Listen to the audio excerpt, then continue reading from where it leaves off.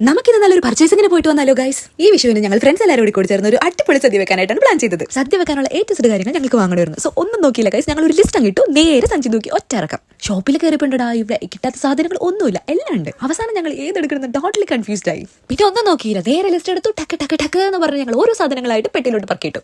ബാക്കിയെല്ലാം ഞങ്ങൾക്ക് വളരെ സിമ്പിൾ ആയിരുന്നെങ്കിലും പരിപ്പിന്റെ സ്ഥലത്ത് ഞങ്ങൾ പെട്ടുപോയി ഗൈസ്. തുവരപ്പരിപ്പ്, സാമ്പാർ പരിപ്പ്, ചെറുപരിപ്പ്, പായസപ്പരിപ്പ്.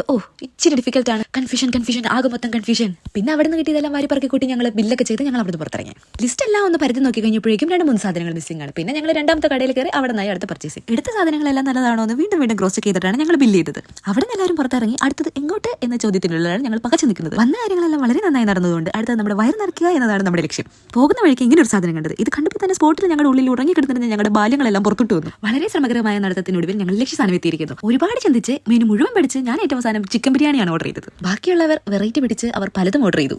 ഫുഡെല്ലാം വളരെ നൈസായിരുന്നു. പിന്നെ വിശപ്പൊട്ടില്ലാത്തതുകൊണ്ട് പെട്ടെന്ന് തന്നെ ഫുഡെല്ലാം തീർന്നു. പിന്നെ ഇവിടെ ഒരാൾ ഫുഡിന് പോസൊക്കെ ചെയ്തിരുന്നു വന്നപ്പോഴേക്കും കുറച്ച് ലേറ്റ് ആയി. അതെല്ലാം കഴിഞ്ഞ് അതിന് പേ ഒക്കെ ചെയ്ത് ഞങ്ങൾ പെട്ടെന്ന് തന്നെ പുറത്തിറങ്ങി. അവിടെ നിന്ന് ഞങ്ങൾ പോയത് ഞങ്ങളുടെ ലാസ്റ്റ് ഡെസ്റ്റിനേഷൻ ആയ ലിഡിലോട്ടാണ്. കുറച്ച് നേരത്തെ കഠിനമായ ഡിസ്കഷന് ശേഷം ഞങ്ങൾ 4 പേരും 4 വഴിക്ക് പോയി. പിന്നെ തക്കാളിയായി, ഇഞ്ചിയായി, ആകെ മൊത്തം ബഹളമായി. വാരിക്കൂട്ടിയ സാധനങ്ങളുമായിട്ട് പിന്നെ ഞങ്ങൾ ബില്ലടിക്കാൻ പോയി.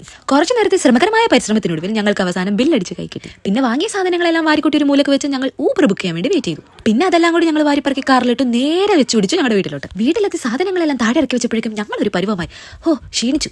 ഇനി ഒന്ന് പോയി ക്ഷീണം മാറട്ടെ. അപ്പൊ ഗൈസ് പിന്നെ കാണാം. ബൈ.